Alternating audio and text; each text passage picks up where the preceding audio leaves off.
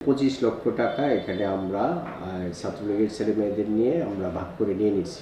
5 August সরকার পতনের পর সারা দেশের সকল শিক্ষা প্রতিষ্ঠানে আওয়ামীপন্থী অধ্যক্ষদের চেয়ারের পরিবর্তন হয়েছে।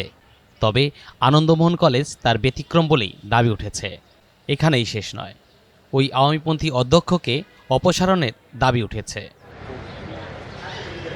কলেজ শিক্ষকদের দাবি 2021 সালে নিয়োগ পাওয়া অধ্যক্ষ আমানুল্লাহ কট্টর ফ্যাসিবাদী। তবে এখন ভুল পাল্টে বিএনপি সাজার চেষ্টা করছেন।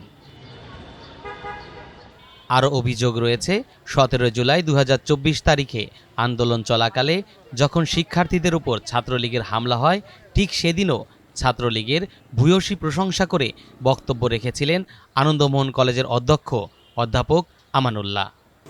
আমি মনে করি তোমাদের মাঝে যারা বক্তব্য রেখেছে, বিশেষ করে আমার ছাত্র নেতৃবৃন্দ চমৎকার বক্তৃতা করেছে। আমি দেখেছি যে তারা গত 3 বছরে বক্তৃতা এত পটু হয়েছে এবং বিভিন্ন অনুষ্ঠানে তারা বক্তৃতা করে নিজেকে প্রমাণ করেছে যে সে ছাত্রলীগের একজন তুঙ্গুর ছাত্র নেতা।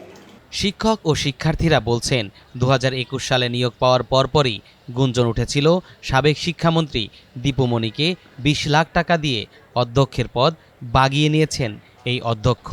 একটু ধাক্কা দিলে যদি পড়ে যায়, এইসব কারণে নানা ধরনের কালার করার চেষ্টা করে। তারপরে নানা ওই যেটা বলেছেন যে টাকা দিয়ে আমি এসেছি।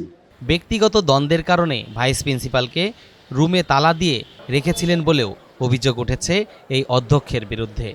সরকার আমাকে নিয়োগ দিয়েছে রুটিন বলতে আমাকে, কিন্তু আমার রুমে দুর্বৃত্ত কিন্তু তালা মেরে উল্লাস প্রকাশ করে আমাকে বিচ্ছিন্ন করে কলেজের সম্পদ ব্যবহার করে কলেজের অপচয় করে মদত দিয়ে যারা করেছে তারা এই কাণ্ডটি ঘটিয়েছে, কিন্তু সাধারণ ছাত্রদের চোখ ফাঁকি দেওয়া যাবে না। 2024 সালে জাতীয় নির্বাচনের পরে বঙ্গবন্ধু শিক্ষক পরিষদ থেকে জাহাঙ্গীরনগর বিশ্ববিদ্যালয়ের সিনেট সদস্য নির্বাচিত হন অধ্যাপক আমানুল্লাহ। কলেজের অন্য শিক্ষকদের অভিযোগ, ভিন্ন মতের শিক্ষকদের সহ্য করতে পারতেন না তিনি। এই বিষয়টি আমি শুনেছি আসলে, কারণ যে কোনো টিচার এখানে চলে যাওয়ার সময় অধ্যক্ষ স্যারের অনুমতি লাগে, আবার ঢোকার সময় অধ্যক্ষ স্যারের অনুমতি লাগে। যোগদানের পর থেকে বিভিন্ন আর্থিক অনিয়মের অভিযোগ উঠলেও ক্ষমতার দাপটে পার পেয়ে যান তিনি। এইচএসসি পরীক্ষার ফি ফেরত না দেওয়া, শিক্ষার্থীদের পিকনিকের টাকা আত্মসাৎ সহ বিভিন্ন অভিযোগ করেছেন কলেজের বর্তমান শিক্ষার্থীরা। পরীক্ষা স্থগিত হয়েছিল করোনাকালীন সময়ের জন্য, করোনার জন্য পরীক্ষা স্থগিত হয়েছিল এইচএসসি 20 সালে।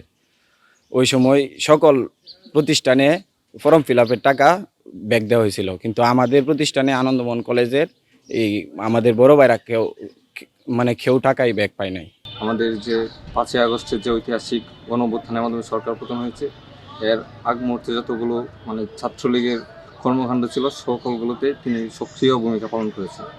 এত অভিযোগের বিষয়ে জানতে গেলে অধ্যক্ষ আমানুল্লাহ বলেন, বিএনপিপন্থী কিছু শিক্ষক তার বিরুদ্ধে ষড়যন্ত্রে লিপ্ত হয়ে এমনটা করছেন। এটি যারা তালা দিয়েছিল তাদেরকে যদি আপনি জিজ্ঞেস করেন যে আমার কোনো ইনভলভমেন্ট ছিল কিনা, এটি বৈষম্য বিরোধী ছাত্র আন্দোলনের সমন্বয়ক যারা সকলে মিলে তারা তালা দিয়েছিল।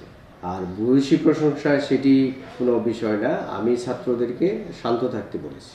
আমি পরবর্তীতে খোঁজ নিয়েছি, বলা হয়েছে যে 25 লক্ষ টাকা এখানে আমরা ছাত্রলীগের ছেলেমেয়েদের নিয়ে আমরা ভাগ করে নিয়ে নিচ্ছি। ময়মনসিংহ নগরীর আনন্দমোহন কলেজে বর্তমান 20টি বিভাগে 30,000-এর বেশি শিক্ষার্থী অধ্যয়নরত, আর শিক্ষক আছেন 220 জন।